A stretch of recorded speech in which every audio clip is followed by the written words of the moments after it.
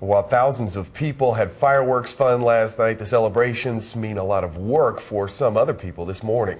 At the most popular public locations for people to set off their fireworks, July 5th is all about cleanup as workers have to start through piles of debris. Dennis Bragg joins us live from one of the parking lots at Fort Missoula, where the cleanup will be the first order of work today. Dennis.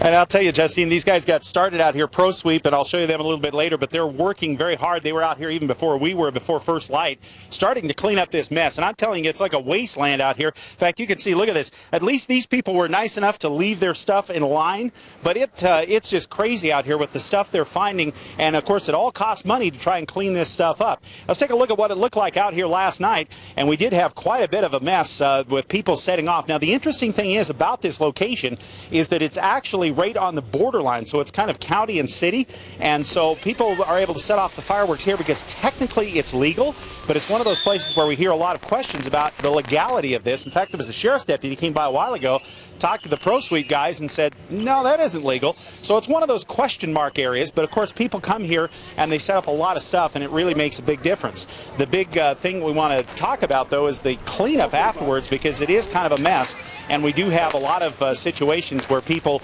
leave behind not only the garbage from their fireworks, but also things like beer cans, trash, all kinds of things. And I want to show you this. In fact, if we can zoom in a little bit, this is also one of the hazards that we have. This is actually a live, what they call a mortar shell or an artillery shell. And I was talking to Pat Anderson from Pro Sweep, and he came over just a minute ago and said, look, this is the kind of stuff we find is unexploded fireworks. Now, when they're out here with their bobcats and their street sweepers and stuff like that, about the last thing they want to do is run across a live firework. So I guess the big thing we can tell you, folks, is when you do your fireworks, clean up after yourselves, and especially see, there's a snap. You hear pops and snaps. I don't know what's going on, but it makes me nervous.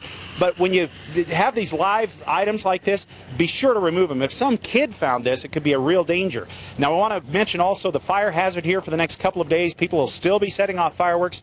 Please use caution, because with the warmer temperatures Chrissy's been talking about, it could still be a problem with grass fires and everything else, even though it was fairly quiet last night. All right. Live at Fort Missoula, Dennis Bragg for Montana's news station.